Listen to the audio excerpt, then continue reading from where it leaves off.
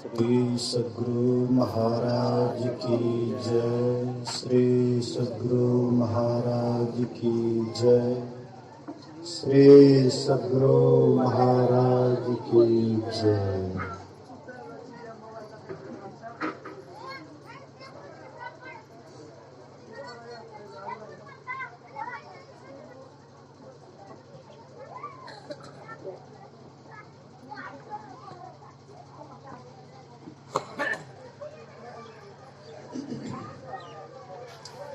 बोली श्री सद्गुरु महाराज की जय।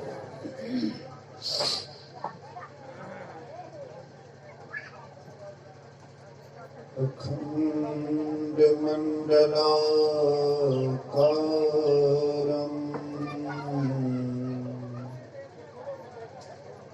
व्याप्तमेन चराचरम् तत्पदं दर्शितं येन तस्मै श्री गुरुवे नमः। धन्य धन्य सद्गुरु सुखदा महिमा कही न जाए। जो कछु कहो तुम्हारी कृपा मोते कछु न बसाए। सर्वत्र सर्वदा वर्तमान सद्गुरु महाराज जी के पावन चरणों में कोटि कोटि नमन। उपस्थित गुरुजन, धर्म प्रेमी सत्संगी बंधुओं, पूजनीय माताओं तथा भक्तिमती बहनों, एक दिवसीय संतमत सत्संग का आयोजन परम श्रद्धेय जगदीश बाबू के निवास स्थान पर संपिंडन के अवसर पर यह सत्संग हो रहा है, जिसका अभी द्वितीय पाली के अपराह्न कालीन सत्संग में हम आप उपस्थित हैं। कौन पाठ बोले? एक बात को याद रखिए, जब संपीड़न अंतिम दिन से मानव शरीर के पास मैं मतलब कह दै छी, एक सूचना दै छी, ओहूठिना ओहिना भेलै रहे। जब अंतिम जेना संपीड़न कार्यक्रम है न अयोध्या कांड में मानव शरीर के ऊपर में जीवन मुक्त ब्रह्म पर ई पाठ होना चाहिए। वही दिन अंतिम समय में मानव शरीर जब संपीड़न वाला है वहीठिना आ जत और काम है तो वहीठिना अंतिम में भक्ति वाला पाठ कर जाए। ओहूठिना वह बात बोले रहे, वही जगह वह जे होना चाहिए से ऊपर तो भइए गेलै सब। बोलिए श्री सद्गुरु।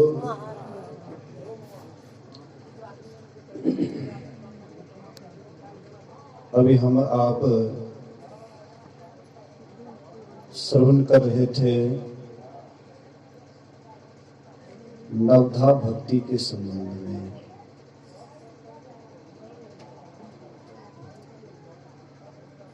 रामचरितमानस में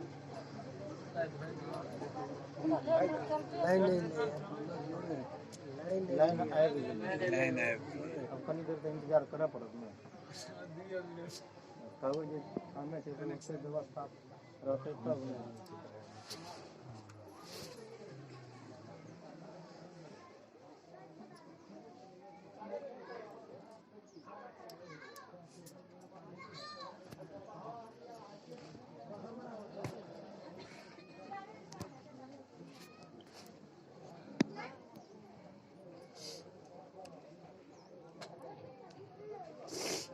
श्री सद्गुरु महाराज की जय। तो हम आप नवधा भक्ति के संबंध में श्रवण कर रहे थे। ये नवधा भक्ति क्या है? लोग भक्ति तो करते हैं लेकिन संतों के अनुसार नहीं करते हैं, मनमाना भक्ति करते हैं। बगल वाले से अनुरोध है कि वे लोग थोड़ा शांति दाम दें, हलचल ज्यादा हो रहा है। इसलिए इशारा से कोई काम करना है तो इशारा से करें, ज्यादा हलचल ना करें। बोलिए श्री सद्गुरु महाराज की जय। तो लोग भक्ति तो करते हैं लेकिन मनमाना भक्ति करते हैं और उस भक्ति से भ्रम दूर नहीं होता है। हम आप देखते हैं जगह जगह में भगत होता है। भगत क्या है जानते हैं? शुद्ध शब्द भगत नहीं है, बहुत शुद्ध शब्द है भक्ति गीत। दक्षिण तरफ जाइए तो वो लोग भगत नहीं बोलते हैं, भक्ति गीत बोलते हैं। तो लोग भगत करते हैं, मुंडन होता है तो अक्सर लोग करते हैं। कोई विशेष श्रद्धालु हैं जो मुंडन में सत्संग करवाते हैं, नहीं तो प्रायः भगते लोग करवाते हैं। तो भगत सही शब्द नहीं है, भक्ति गीत सही शब्द है। तो भक्ति गीत गाते हैं। तो क्या आप भक्ति गीत जीवन भर गाते रहेंगे? क्या इससे भक्ति पूरी हो जाएगी? जब तक भक्ति करेंगे नहीं। और भक्ति करेंगे तो जब तक कोई महापुरुष के पास नहीं जाएंगे, जो भक्ति में परिपूर्ण है उसके पास नहीं जाएंगे, तो क्या हम भक्ति के रहस्य को जान सकेंगे? कदापि नहीं। इसलिए महापुरुषों के पास जाने से ही भक्ति की शुरुआत होती है। उन्होंने यह काम तो किया है, करके देखा है, परमात्मा को पाए हैं, ईश्वर को पाए हैं, और पा करके जो उनको अनुभूति हुई है उनके पास जाते हैं तो वही हमें तरीका बतलाते हैं और उस तरीका से हम भक्ति करते हैं तो हम भी परिपूर्ण हो जाते हैं। भगतिया लोग भी गाते हैं, हाँ, कहते हैं एक घड़ी आधो में पुनि आध, तुलसी संगत साध के हरे क्रोट अपराध। गाते कि नहीं गाते भगतिया लोग? एक घड़ी आधो में पुनि आध, तुलसी संगत साध के हरे क्रोट अपराध। लेकिन जहां पर साधु का संग होता है, सत्संग होता है, भगतिया को अच्छा नहीं लगता, वहां से उठ करके चल देता है। लेकिन गाता है कि एक घड़ी आधो में पुनियाद, ये बात गाता है, लेकिन साधु के संग से डरता है, हटता है, भागता है। क्यों भाई? तब गाते क्यों हो? गाना बेकार है जो गा रहे हो, और उसके अनुकूल तुम चलने का कोशिश नहीं कर रहे हो तो ये गाना व्यर्थ है, बेकार है। एक घड़ी होता है 24 मिनट का, आधा घड़ी होता है 12 मिनट का, और उसका आधा होता है 6 मिनट का। लेकिन वे कुछ देर भी 2, 4, 5 मिनट भी साधु संग नहीं करना चाहते हैं, उनसे दूर हटते हैं, एलर्जी करते हैं। अरे सत्संगी, हाँ सत्संग होता है तो कहाँ भीड़ होता है, हम लोग भगत करते हैं तो ढेर भीड़ होता है, बहुत जमावड़ा हो जाता है। सत्संग में तो 10, 20, 25, 50 आदमी होता है, और वहां पर तो हजारों की भीड़ होती है। इसलिए हम इनसे विशेष हैं, हम इनसे बेसी हैं, क्योंकि हमारे पास अधिक भीड़ है। लेकिन एक बात याद रखिएगा, संसार में ज्यादा पंडित है या मूर्ख है, इस बात पर थोड़ा विचार कीजिएगा। इस संसार में पंडित ज्यादा है अथवा मूर्ख ज्यादा है। आप लोग ये अर्थ नहीं लगा लीजिएगा पंडित का कि जो वेद पुराण बांचते हैं, जग जाजन करवाते हैं, पिंडी का अन्न खाते हैं, श्राद्ध का अन्न खाते हैं, वह पंडित। यहाँ पर वह पंडित का मतलब नहीं कहा गया है, यहाँ पर कहा गया है जो ज्ञानी है। भगवान बुद्ध जो ज्ञानी व्यक्ति होते थे उसको पंडित कहते थे, उसको ब्राह्मण कहते थे। जाति से कोई ब्राह्मण था तो भगवान बुद्ध उसको ब्राह्मण नहीं कहते थे। कोई ब्राह्मण आकर के कहता था कि क्या हम जाति में जन्मे हैं, रंग गोरा है, तो क्या हम पंडित नहीं हुए, हम ब्राह्मण नहीं हैं? भगवान बुद्ध कहते कोई जाति में जन्म लेने से कोई ब्राह्मण नहीं कहलाता है। कोई वेद पुराण को खूब कंठस्थ कर लिया है, इससे वह ब्राह्मण नहीं होता है। ब्राह्मण वे होता है जो अरहत्व को पा लेता है, मोक्ष को पा लेता है, परमात्मा को पा लेता है, वे ब्राह्मण होते हैं, वही महाज्ञानी होते हैं।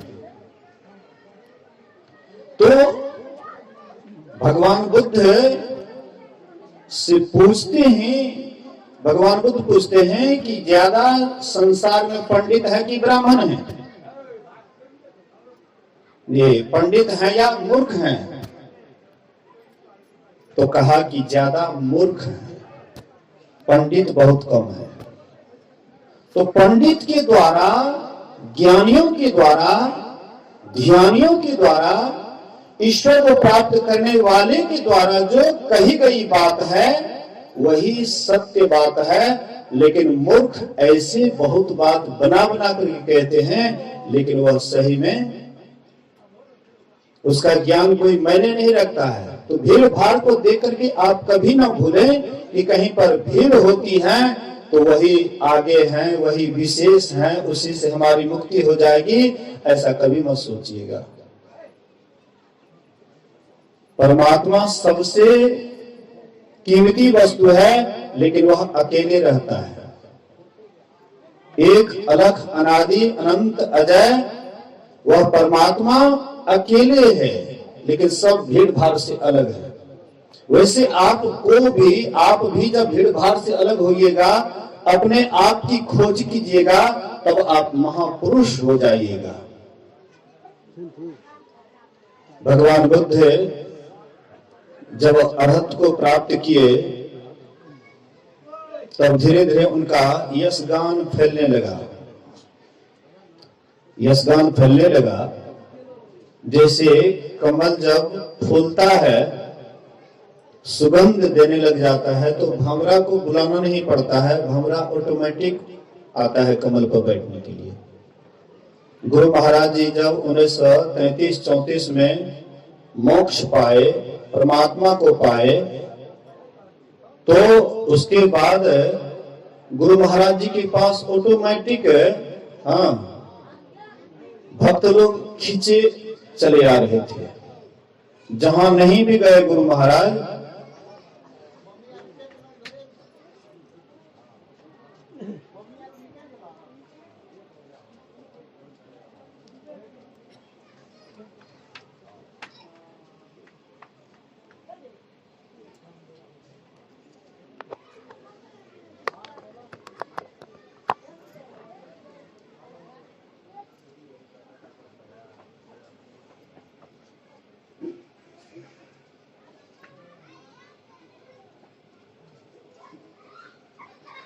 अब ये हम विराम देते थे।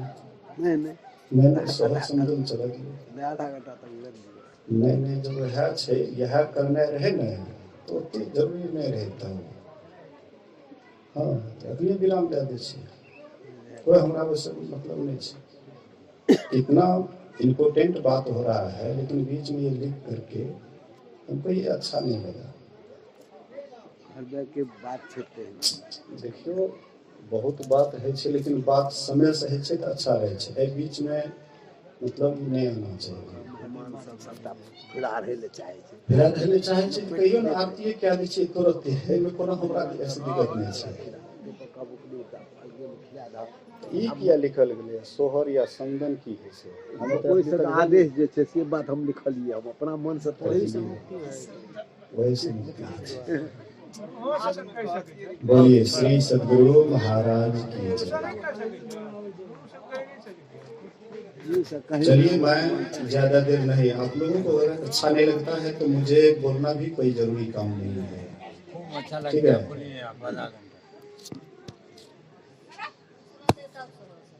बिना बोले हुए भी हम आधा घंटा से ज्यादा नहीं जाते। ये पर्चा मेरे पास नहीं गया था तो हमको 5 बजे यहाँ से निकलना है कहीं और जगह। बोलिए श्री सद्गुरु महाराज की जय। तो मैं कह रहा था कि धीरे धीरे भगवान बुद्ध का जब यश चारों तरफ फैलने लगा, आप लोग चुलबुल मत कीजिए, ये हमको अच्छा नहीं लगता। जहां भी मंच पर कोई बैठते हैं चुलबुल नीचे होता है तो नीचे वाले को दिक्कत होता है।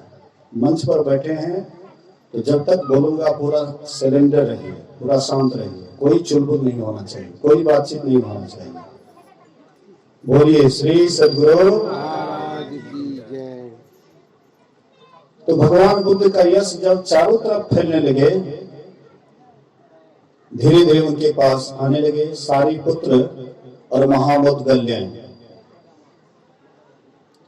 वे भी यश सुन करके, इनके पहले गुरुजी थे संजय। संजय के पास ये लोग साधना करते थे, जो उन्होंने बतलाया था वह कर रहा था। लेकिन भगवान बुद्ध का जब यश फैलने लगा तो सारे पुत्र और महामोदगल्य उनके पास आए और उन्होंने कहा कि मैं अपने उपाध्याय से कहा कि चलिए भगवान बुद्ध के पास, महापुरुष हैं। तो उन्होंने कहा कि संसार में ज्यादा मूर्ख है या पंडित? तो मैंने कहा कि ज्यादा संसार में मूर्ख है, पंडित कम है। तो बोले कि ज्यादा मूर्ख है तो मैं भी उन मूर्खों में हूं, और तुमको पंडित के पास जाना है तो तुम जाओ बुद्ध के पास। ये दोनों सारिपुत्र और महामोदगल्य ये बात भगवान बुद्ध से बोले। भगवान बुद्ध ने कहा कि संजय बुरी धारणा के कारण आसार को सार और सार को आसार समझ करके आसार को ही ग्रहण किया। लेकिन तुम लोगों के पास में पूर्व जन्म का संस्कार था, इसलिए पूर्व संस्कार के कारण सार को सार और आसार को आसार समझ करके तुम लोगों ने सार को ही ग्रहण किया। तो जिनके अंदर में वह पूर्व जन्म का संस्कार होता है, तो कोई हम आप में से कोई माँ बहने हैं तो कोई सबरी बनती है, कोई सहजो बनती है, कोई मीरा बनती है, कोई दयाबाई बनती है, कोई सरजोबाई बनती है। और पुरुषों में से ही कोई संस्कार विशेष वाला होता है, तो कोई कबीर बनता है, नानक बनता है, पलटू बनता है, आदि महापुरुष बनते हैं। तो ये संस्कार विशेष से होता है, लेकिन वह संस्कारी सबके सब नहीं होता। भेड़िया धसान वाला भक्ति से नहीं होता है। भेड़िया धसान किसको कहते हैं? एक भेड़ अगर कुआं में गिर गया, उनके पीछे वाला जितने भी भीड़ है सब के सब जाकर के कुआं में गिर जाता है। भेड़िया धसान। लोग देखा देखी भक्ति करते हैं। देखा देखी भक्ति का कबो न चढ़ सी रंग, विपत्ति पड़े यो छार सी, जब केचुल भुजंग। इसलिए बाहर वाले भीड़ भाड़ को आप ऐसा मत सोच लीजिए कि यही भक्ति है। भक्ति के रहस्य को जानिए, भक्ति के भेद को जानिए, और जो सदग्रंथ में लिखा हुआ है, जो महापुरुषों ने लिखा है, उसके अनुसार चलने के लिए फिर महापुरुष के पास जाइए। भगवान राम ने उपदेश किया मां सबरी को, तो आप किताब पढ़ लीजिएगा तो आप पारंगत हो जाइएगा। किताब पढ़ने से, ग्रंथ को पढ़ने से आप पारंगत हो जाइएगा। भेद है गुप्त, पाना किसी ग्रंथ से, लेकिन है असंभव समझ लो किसी संत से। तो संत से कैसे समझिएगा? तो पहली भक्ति आपको ग्रहण करना पड़ेगा, अर्थात संतों का संग करना पड़ेगा, सत्संग करना पड़ेगा, जिसको हम आप सुन रहे थे। प्रथम भक्ति संतन कर संगा। ये नहीं कि प्रथम भक्ति कीर्तन कर संगा, भगत कर संगा। लोग पहले अष्टजाम करते थे, कहते थे बड़ा बढ़िया गायक आयल छे, हाँ अष्टजाम में बहुत सुंदर गायक, बड़ा सुंदर गायन कर रहा छे। तो लोग जाते थे राम धुन सुनने के लिए। अभी राम धुन सुनने के लिए लोग नहीं जाते हैं। बहुत बढ़िया डांसर आयल छे, कहीं लड़की आ गए, लड़की पार्टी, तब तो भीड़ क्या करना, भीड़े लगाना है तो क्या है। हमको असली नकली से मतलब नहीं, हमको भीड़ से मतलब है। लेकिन लोगों के अंदर में क्या उस समय विकार चलेगा? लड़की नाच रही है, लोग जो आकर्षित हो रहे हैं, तो कौन सी पर आकर्षित हो रहे हैं? वासना के प्रति आकर्षित हो रहे हैं, भक्ति के प्रति नहीं। भक्ति के प्रति आकर्षित होने के लिए लड़की को मंगाइए। ये कैसी भक्ति है? आज देखिए चर्चा चलता है, चर्चा में लड़की आती है तो भीड़ काफी होता है। तो भीड़ भाड़ की तरफ आप क्या जा रहे हैं? और उससे आपकी भक्ति होने वाली है। महापुरुष के पास जाइए जो जीते जी मोक्ष को पा लिए हैं, मुक्ति को पा लिए हैं। आप कहिएगा कि ऐसे महापुरुष को कैसे पहचानेंगे?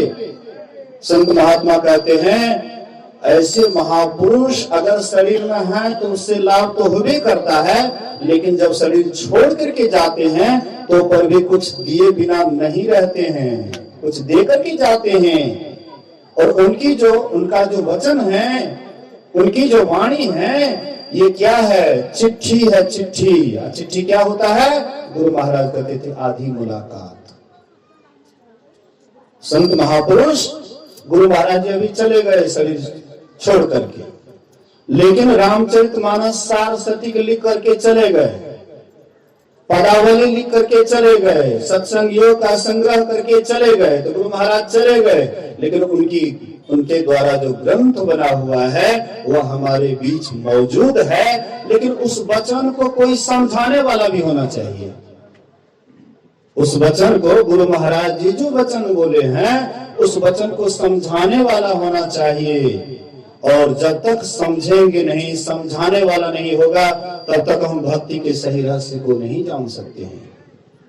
इसलिए गुरु महाराज कहते हैं, गुरु महाराज जी कहते हैं कि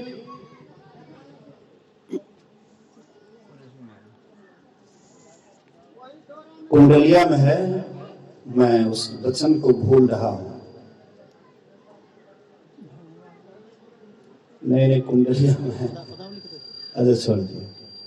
उसके कहने का भाव है सतजन सेवन कर, नित सत्संगति करना, वचन अमीर दे ध्यान श्रवण करी चित्त में धरना, मनन करत नहीं बोध होई तो पुनी समुझी जाए, अरे हारे में ही समुझी बोध जो होई रहनी तासम कर लीजिए। कहते हैं सतजन सेवन करत, जो इस सतमार्ग पर चलते हैं, सत्य रास्ता पर चलते हैं, सदाचार का पालन करते हैं, शिष्टाचार का पालन करते हैं, सुचाचार का पालन करते हैं, कहते ऐसे महापुरुष के संग में जाओ, उनके साथ में जाओ, उनके आचरण व्यवहार को देखो, और धीरे धीरे उनके साथ में रहते रहते जब तुम्हारे अंदर में कुछ समझ बढ़ेगा, हाँ कि ऐसे जीवन ढालने से हमारा परम कल्याण होगा, तो तुम उसी तरह से जीवन ढाल लो। सतजन सेवन करत नित सत्संगति करना, उनका संग बराबर करना, वचन अमेय ध्यान श्रवण करे चित्त में धारणा, उनके मुख से जो वचन निकले उसको खूब बढ़िया से सुनना, और उसको बढ़िया से ग्रहण करना। मनन करत नहीं बोध होई, जब उनके वचन को मनन करते हुए अगर तुम्हारे समझ में नहीं आए तो पुनः समझिए, फिर से समझ लीजिए कि क्या कह रहा है। उन्होंने जो ये वचन बोला है इसको हम ठीक से समझे कि नहीं समझे, पुनः पुनः उनसे प्रश्न कीजिए। भगवान कृष्ण कहते हैं परिप्रश्नेन सेवया, जो ऐसे उपदेश देने वाले हैं उनकी सेवा तुम बढ़िया से करो और बार बार प्रश्न करो। जो बात समझ में नहीं आए वह समझने का कोशिश करो। असमझी बोध जो हुई तो रहनी तासन कर लीजिए। समझ में जब आ जाए, हम लोगों के भीतर में जब बोध हो जाए कि ये बात बिल्कुल सत्य है, तो कहते उसके समान अपने रहनी गहनी को कर लीजिए, अपने आचरण व्यवहार को कर लीजिए। तो संत महापुरुष कहते हैं, संत महापुरुष कहते हैं कि यही है प्रथम भक्ति, संतन कर संगा, दूसरी रतिमम कथा प्रसंगा। जो संतों के पास हम आप जाते हैं और जो प्रसंग होता है, कथा होती है, उसको खूब ध्यान से सुनिए, बड़ा प्रेम से सुनिए। जितना ही आप प्रेम से सुनिएगा, ध्यान से सुनिएगा, ऐसे तो आपको ऐसे भी लगेगा कि कही हुई बात कही जा रही है, ऐसा भी आपको लगेगा ये बात तो पहले सुने हैं और फिर इसको सुना रहे हैं। शास्त्र सुचिंचित पुनि पुनि देखिए, भूप सुसेवित बस नहीं लेखिए। पढ़े हुए शास्त्र को भी बारंबार पढ़ना चाहिए, समझ में आने वाली बात को भी बारंबार समझना चाहिए। इससे होता है क्या? क्योंकि कहते हैं शास्त्र सुचिंतित पुनि पुनि देखिए, अब भूप सुसेवित बस नहीं लेखिए। राजा को खूब बढ़िया से सेवा कीजिए, लेकिन ऐसा मत सोच लीजिए कि राजा हमारे बस में हो गया है।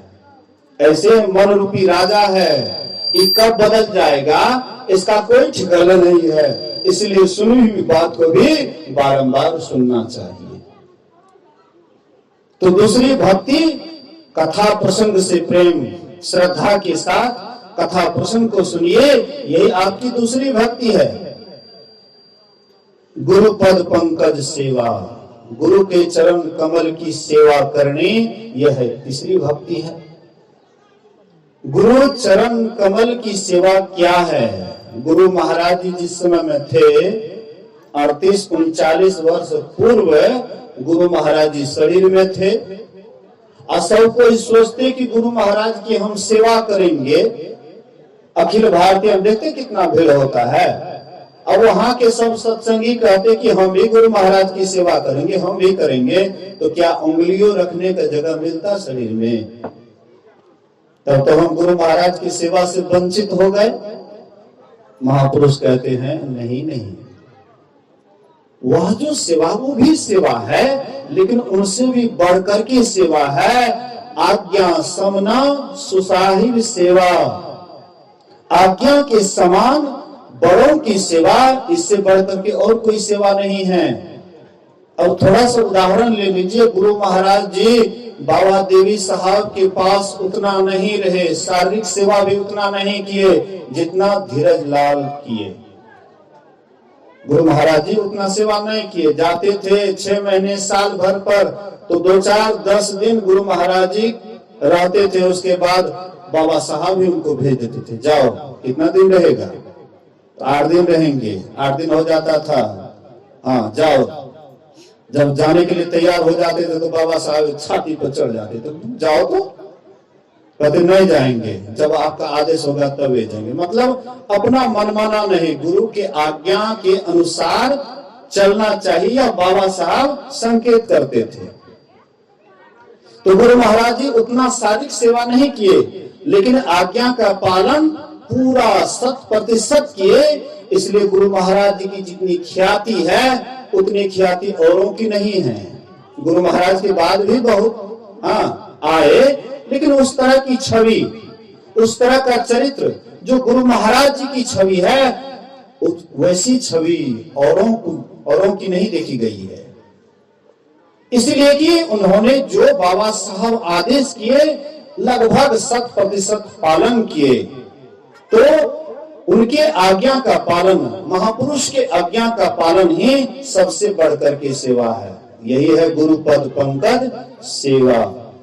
तीसरी भक्ति अमान, मान रहित होकर के, मान हो या अपमान हो दोनों से अलग होकर के भक्ति करें। सत्संगी लोग जब शुरुआत में सत्संगी बनते हैं, जब सत्संग में जाने लग जाते हैं तो कुछ लोग टोन कसते हैं, देखा ना बड़का सत्संगी रहे, देखा खाने मिले से क्या लगे जैसे सत्संग, ऐसा लोग कहते हैं। एक खाने मिले क्या लगे जैसे सत्संग में, मतलब टोन पर टोन मारेंगे। लेकिन आप किसी भी टोन पर गौर नहीं किए, आगे ही बढ़ते रहे, सत्संग में जाते रहे, बढ़िया से सुनते रहे, गौर से सुनते रहे और जीवन में ढालते गए, तो एक दिन आप पूजनीय हो जाइएगा, पूज्य हो जाइएगा। इसलिए दूसरे के ओछी बात पर ध्यान नहीं देना चाहिए। मैं जब शुरुआत में साधु बना था, श्वेत वस्त्र में था, उस समय में जब पानी लेकर के लघु शंका जाते थे तो गांव के एक लोग देख लिए, एक आदमी देख लिए, कहे देखा ना बाबा जी के पानी लाके जैसे, देखा देखा देखा पानी लाके जैसे, तो बोले वो बोले, लेकिन हम उस पर गौर नहीं किए। गौर नहीं किए तो धीरे धीरे गुरु महाराज की कृपा से धीरे धीरे और आगे बढ़ते गए। वहीं पर हम लजा जाते, उस दिन से पानी लेना छोड़ देते, तब क्या होता? उत्थान होता कि पतन होता? पतन होना निश्चित है। तो दूसरे के निंदा स्तुति पर ध्यान मत दीजिए। आप ध्यान कर रहे हैं, लोग आपको कहेंगे देखो ना आंख बंद करके बैठ गया है, आंख मुन्ना है, कुछ भी कहे, जो तू भक्ति करण को चाहतु है, निंदा से मत डरियो रिद्धि। कबीर साहब कहते हैं अगर तुम भक्ति करना चाहते हो तो निंदा से कभी मत डरना। निंदक नियरे राखिए, आंगन कुटी छवाए, बिन पानी साबुन बिना निर्मल करे सुहाए। इसलिए निंदा करे तो डरिए नहीं, थोड़ा सा उस पर गौर कीजिए कि निंदा जो किए हैं सही मेरे अंदर वह अवगुण है, तो उसको दूर करने का कोशिश कीजिए। अगर अवगुण नहीं है और फिर भी निंदा हो रही है तो गुरु महाराज कहते थे उस पर ज्यादा गौर मत कीजिए। ये दूसरी हो गई, दूसरी भक्ति मम कथा प्रसंगा गुरु पद पंकज सेवा। तीसरी भक्ति अमान।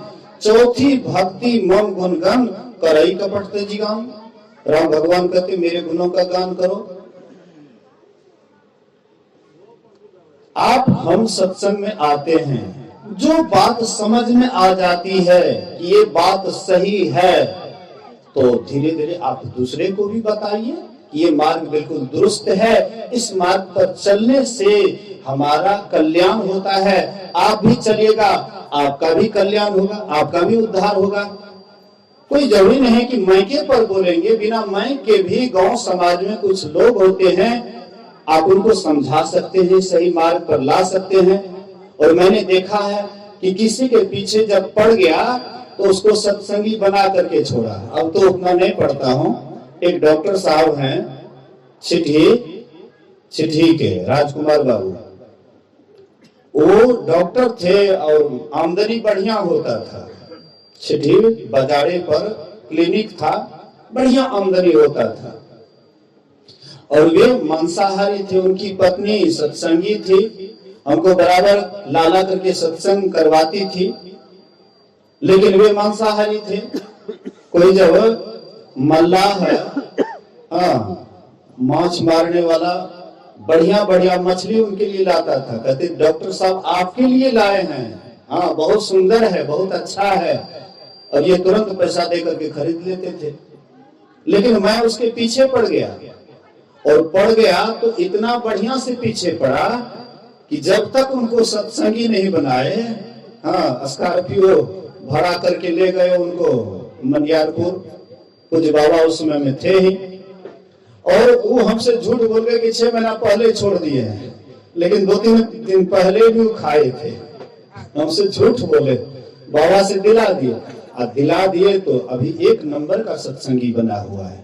स्तुति विनती सुबह शाम त्रिकाल संध्या करते हैं, डॉक्टरी भी करते हैं, क्लिनिक भी खोले हुए हैं, लेकिन संयम से रहते हैं, संयमित ढंग से रहते हैं। उस समय अशांति थी जब वे सत्संगी नहीं थे, मांस मछली खाते थे, उनका जीवन बिल्कुल अशांत था, लेकिन जब से सत्संगी बना बड़े शांत हैं।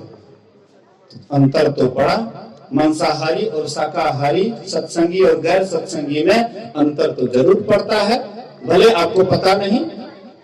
इसलिए गुरुपद पंकज सेवा, तीसरी भक्ति अमान, चौथी भगति मम गुणगन, करई कपट तदिगान। मंत्र जाप मन दृढ़ विश्वासा। भगवान राम कहते हैं कि मेरे मंत्र का जप, अब मेरे मंत्र का जप मतलब ये नहीं सोच लीजिएगा रामे मंत्र का जप, राम का एक ही नाम है, राम ही, ऐसा भी मत सोचिए। हरि के 1000 नाम, लूटो भाई लूटो। लेकिन जो गुरु के द्वारा आपको मिला है, जो मंत्र गुरु के द्वारा मिला है, वही शुद्ध और असली है। जैसे हम किसी के ऊपर गोली हाथ से फेंकें और उसी को बंदूक में देकर के गोली फेंकें, दोनों में आसमान धरती का फर्क हो जाएगा। इसी तरह से गुरु के द्वारा जो मंत्र सिद्ध किया गया है, वह मंत्र का जप करने से परमात्मा बहुत जल्दी उन पर रीझ जाते हैं, और मनमाना जो हम आप जपते हैं उससे परमात्मा जल्दी रीझते नहीं है, जल्दी बुझते नहीं है, क्योंकि सिद्ध किया हुआ मंत्र अधिक लाभदायक होता है। तो ये मंत्र का जप करना, यही आपको 5वीं भक्ति है। 6ठी भक्ति, जब मैं आया यहाँ पर तो हमारे विद्यानंद बाबू इंद्रियों का दमन पर बोल रहे थे कि इंद्रियों का दमन करना 6ठी भक्ति है। अवश्य ही हाँ, इंद्रियों का दमन होगा, लेकिन इंद्रियों का दमन कैसे होगा? जब तक हम बहुत से कर्मों को करने से वंचित नहीं होंगे। आप कहिएगा कि काम धाम छोड़ दें, तो काम धाम नहीं छोड़ना है, सब काम करते हुए भी सुमिरन करना है। लेकिन जब आप ध्यान पर बैठिए तो उस समय में मन से सब बात को निकाल दीजिए, कोई भी बात याद न रहे, या आए भी तो उसको आहार कीजिए, प्रति आहार प्रत्याहार। तो प्रत्याहार कीजिए, प्रत्याहार कीजिएगा तो धारणा होगी, अधारणा होगी तो ध्यान होगा, ध्यान होगा तो समाधि होगी, समाधि में अपने आप का ज्ञान होगा, प्रभु का ज्ञान होगा। आप और प्रभु में तब कोई अंतर नहीं रहेगा। 6ठी और 7वीं भक्ति तक साधना है, उसके बाद साधना का फल है। 7वीं भक्ति समता प्राप्त करने, लेकिन जब तक नादानुसंधान की क्रिया नहीं करेंगे, नाद मतलब शब्द, अनुसंधान मतलब खोज, नाद की खोज करेंगे, उसमें सार शब्द मिलेंगे और सार शब्द की प्राप्ति होगी तो आप सर्वज्ञ हो जाएंगे, और सर्वज्ञ हो जाएंगे तो आप में परमात्मा में कोई अंतर नहीं रहेगा। कहने के लिए बहुत बात है, आगे नहीं बढ़ूंगा। ये जो सत्संग करवाए हैं हमारे जगदीश बाबू, चाहे अंतिम दिन ही करवाए, कहते अंत भला तो सब भला, करवाना चाहते थे कल भी, लेकिन मैंने कहा कि मेरे पास समय नहीं है, तब बोले कि तब 21 दिन होगा। तो 21 दिन हुआ तो कम नहीं हुआ, कम से कम 1 दिन भी तो हुआ। तो जो भी करवाए बहुत सुंदर काम किए हैं। गुरु महाराज से मैं निवेदन करता हूं कि जिस हेतु से करवाए हैं वह हेतु इसका सफल हो। ऐसे तो किसी के कहने से कुछ होता नहीं है, कर्म के ही अनुसार सबको सब कुछ करना पड़ता है, भोगना पड़ता है। तो हम आप लोगों से एक निवेदन करेंगे कि थोड़ी देर के लिए सब आदमी सामूहिक ध्यान कुछ देर के लिए करें। उसके बाद हमारे जो अध्यक्ष महोदय जो बात मतलब लिख करके दिए हैं, उसके बाद उधर जो कार्यक्रम होगा उसको देखेंगे, सुनेंगे। तो आइए कुछ देर के लिए मन से श्रद्धांजलि, वह जीवात्मा को मन से श्रद्धांजलि सब कोई देंगे। हाँ, सुमिरन करेंगे, ध्यान करेंगे अपने इष्ट का थोड़ी देर के लिए। बोलिए श्री सद्गुरु महाराज की जय।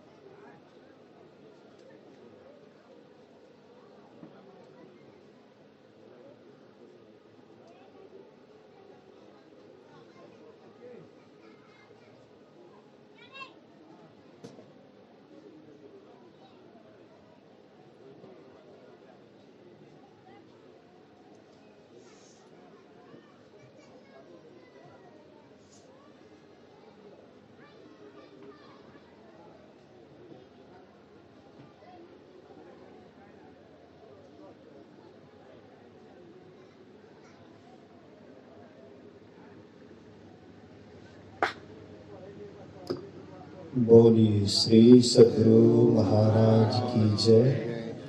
मन से श्रद्धांजलि करा दिए, शरीर से भी श्रद्धांजलि होगी तो यहाँ के व्यवस्थापक व्यवस्था करें या आगे का कार्यक्रम अध्यक्ष महोदय के द्वारा सुने। श्री सद्गुरु महाराज की आने का बात ही ना हमें नहीं जाने छी सोहर समदन मेजबान यो मेजबान आओ तो जल्दी से